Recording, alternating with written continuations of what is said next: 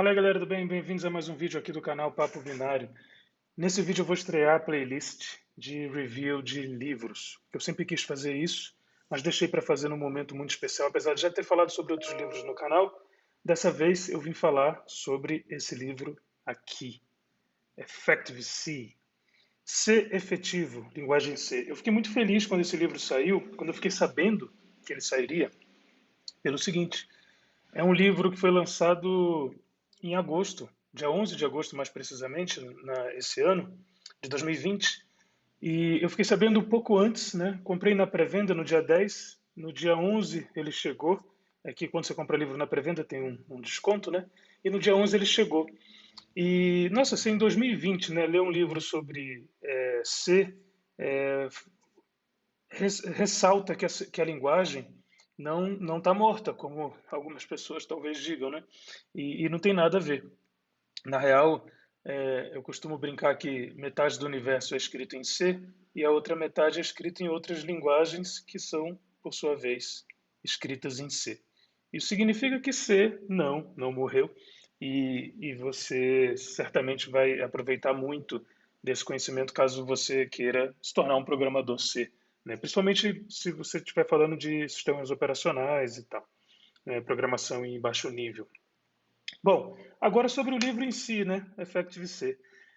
Muito legal, eu gostei muito desse livro. Ele fala assim, ó, é uma introdução à programação em C profissional.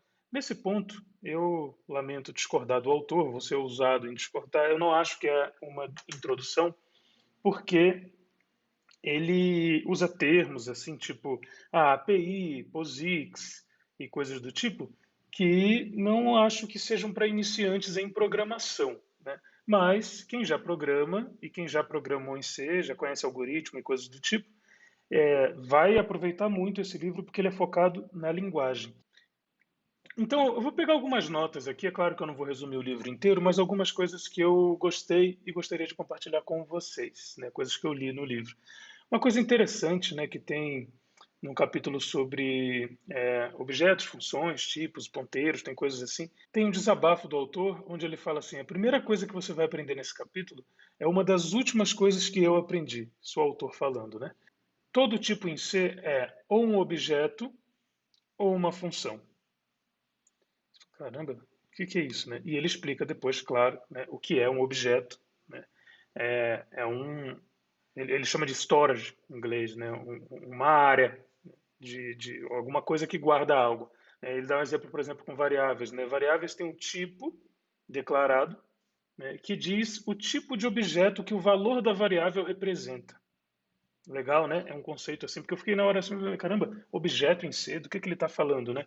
E não é o objeto das linguagens orientadas de programação orientada a objeto. É uma outra coisa que está sendo falada aqui, né? As funções, por exemplo, elas já não são objetos, mas elas têm tipos também. Enfim, são notas aqui. Eu fiz algumas anotações que eu vou compartilhar com vocês, sem dúvida, porque essa é a ideia, né? Para isso que eu quis fazer. Acho que é assim que a gente vai fazer um review legal, né? Explica coisas sobre alinhamento, por que é interessante ter, né, dados alinhados e tal, por que isso é otimizado e tudo. Dá exemplos, por exemplo, de como usar, ó, vou colocar aqui, vou chamar de effect.c. Ele fala assim, ó, uma coisa interessante que você deve usar esse bool aqui, ó, bool var, né, sei lá, igual a false. Porque existe esse que a galera pode usar, né, e ele não precisa do de ter esse header declarado, né? Não precisa. Mas, mesmo assim, o que ele comenta esse aqui essa é a maneira oficial, inclusive em algum momento, só acertar o include aqui, né? Em algum momento ele pode entrar, né, sem precisar do stdbool, stdbool.h também. Então essa é a maneira que ele recomenda utilizar, ao invés dessa aqui. Essa daqui você poderia fazer sem precisar do stdbool, mas já tem um typedef para isso, justamente para que seja utilizado, né? Então existe essa recomendação, por exemplo. Uma outra coisa que ele fala aqui em C, existem três tipos de variáveis para caracteres, né? Uma é o signed char, a gente conhece. A outra é o unsigned char, vou chamar de UC, esse aqui eu vou chamar de SC. E o outro é só o char. Você fala assim, mas espera aí, o char não seria o signed igual no int, né? Se eu dou int i, int c, não importa, né? Claro. É a mesma coisa que eu dizer signed int. Sim, para o int, sim. Para variáveis inteiro. Para o char, depende do compilador. O compilador é que vai definir se um char, aprendi isso nesse livro, né? Se o char vai ser signed ou unsigned. Né? A especificação C, ela não impõe isso. O compilador define. Olha, legal, é importante saber isso. Né? Que compilador você está usando? No compilador que você usa, o seu char é signed ou unsigned. Você pode ter bugs por conta disso, certo? Dependendo do que você for fazer com esses dados. Inclusive, falando em especificação, ele cobre, né, muitos aspectos da C17, né, e recursos que provavelmente serão introduzidos na C2X. 2X porque a gente não sabe se vai ser lançado em 2020, seria C20, se for 2021 vai ser C21.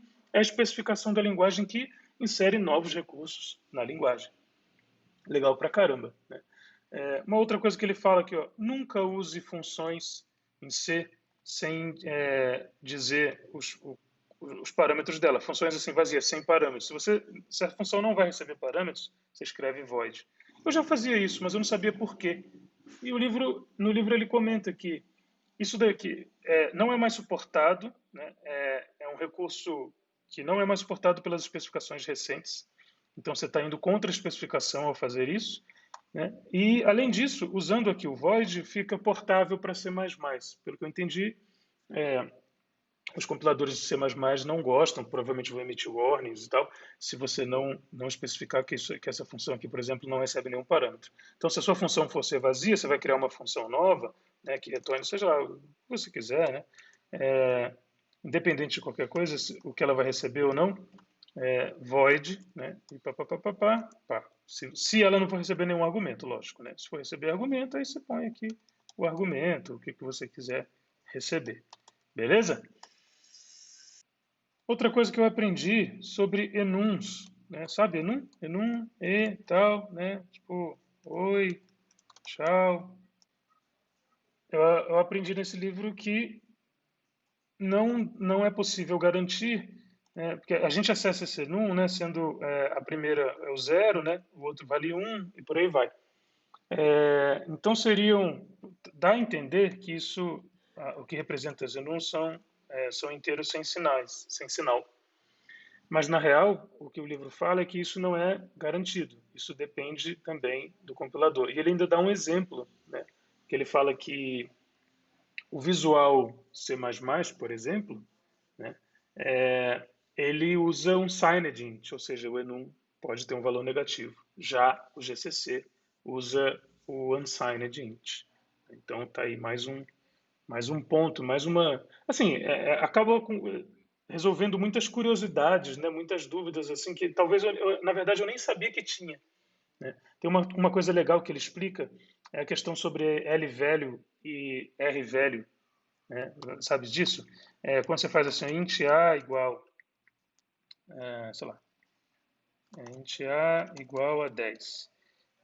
Isso aqui, o a é o L velho, né? É o a. E o 10 é o R velho. Você poderia entender aqui como sendo o valor da esquerda e o valor da direita. O valor da esquerda e o valor da direita, apesar disso não ser muito preciso. Mas, de qualquer forma, ele explica sobre esse assunto, que é mais como o compilador lê o código-fonte, né? É uma função mais aí do compilador, mas mesmo assim ele fala umas coisas interessantes, né? Sei lá, que por exemplo, tendo uma coisa interessante sobre isso é que isso aqui, ó, isso aqui não é um inteiro negativo ainda, né? Porque esse R velho aqui, ele consiste num inteiro positivo 40, um int, né? E um operador unário de menos, né? Então, é um operador unário aqui que recebe somente um parâmetro, por isso que ele é unário, né? Ele trata com um argumento só. Então, esse é um operador unário que vai fazer esse menos 40. Inclusive, a gente poderia fazer uma coisa assim, ó. Olha que loucura, né? Tá aqui, int i igual a menos 40. Né? Vamos ver se esse programa aqui compila. Tá, GCC, para usar os últimos recursos, apesar de eu não estar, acho que não estou usando nenhum ali, mas eu posso botar isso, né? Effective, compila bonitinho, né? E executa, ok? Mas não tem nada nele, não faz nada ali. Só que aí, ó, como isso é um operador unário, olha que louco. Né? Vou botar aqui para imprimir printf e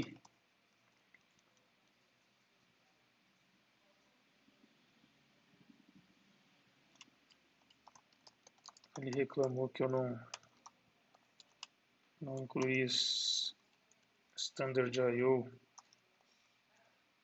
Olha lá. Por quê? É um operador unário. Né? Então, se eu coloco um monte de espaço aí nele, na verdade eu estou fazendo o menos 40 ainda. Né? Ou seja, essa aqui não é uma...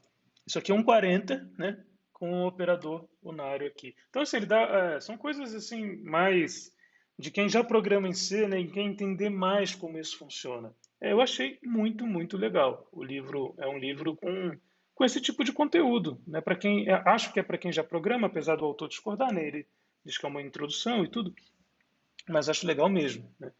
Tem uns recursos da C2X que ele fala, que é o chamado de fall through, vou deixar para vocês pesquisarem. Né? Uma dica é para usar no switch, no case e tal, switch case, né? Estrutura switch case, né? Que deve entrar na próxima especificação da linguagem C. Então são coisas novas mesmo na linguagem. Ele falou sobre um header que a gente pode usar para armazenar caracteres, né, em UTF-16 e UTF-32 em uchar.h, tudo isso padrão, tá, gente, da biblioteca, nesse caso aqui C17.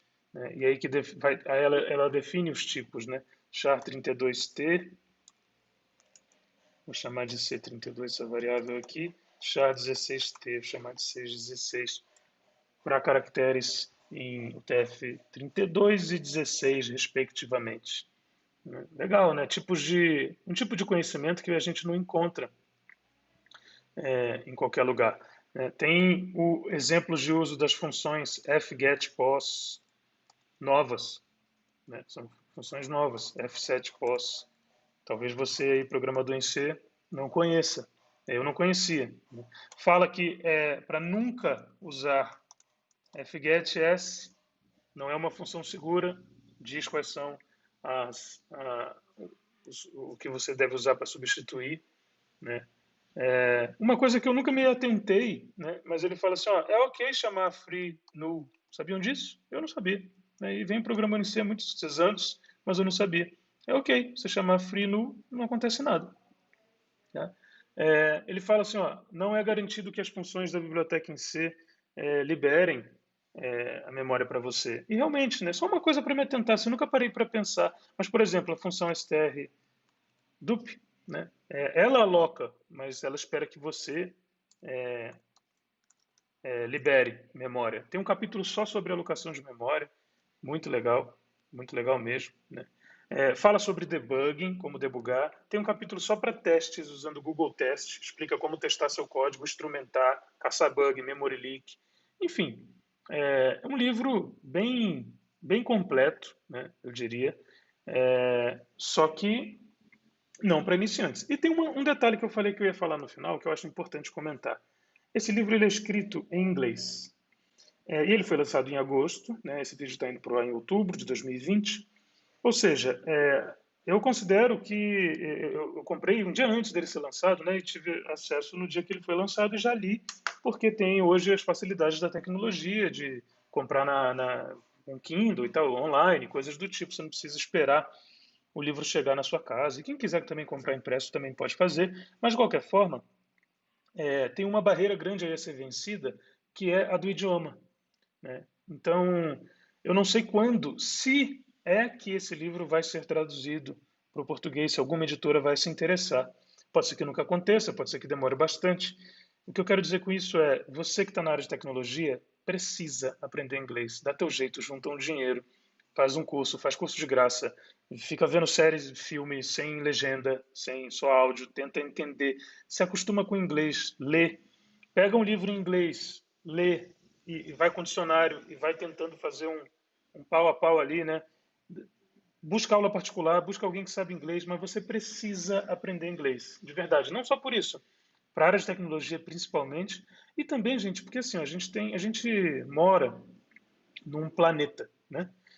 O Brasil ele é um dos países desse planeta, entendeu?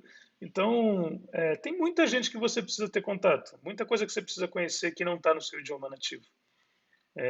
Se você está a fim de usar a área de tecnologia bem, né, e ficar receber as últimas novidades, você vai ter que saber no mínimo o inglês, né? Talvez outros idiomas, mas no mínimo o inglês. De verdade. Começa isso quanto antes. Se você é novo, ótimo, começa. Se você não é tão novo, ótimo, começa logo, né? Se você não é nada novo, incrível, comece agora, não importa, entendeu? Então, beleza. Não, esse é o recado que eu queria passar para vocês aí sobre o Effective-C. Se você curtiu, dá o teu like. Se você vai curtir essa ideia aí curte essa ideia de review de livros, já sugere aí nos comentários que livros eu poderia fazer mais reviews. Eu não garanto que eu vou conseguir ler vários, até porque eu tenho um monte aqui na lista, mas sugere aí, vamos ver qual é. E se você, claro, né, curte a gente, sabe que você pode apoiar, né? Como é que apoia o Mente Binária, né? Como apoia? É só ir em menteb.in/apoie, né? E esse char aqui vai ser signed ou unsigned? Depende. A resposta é depende. Agora você já sabe, né? Beleza. É isso, galera. Espero que vocês tenham curtido. Um grande abraço. Até a próxima e tchau.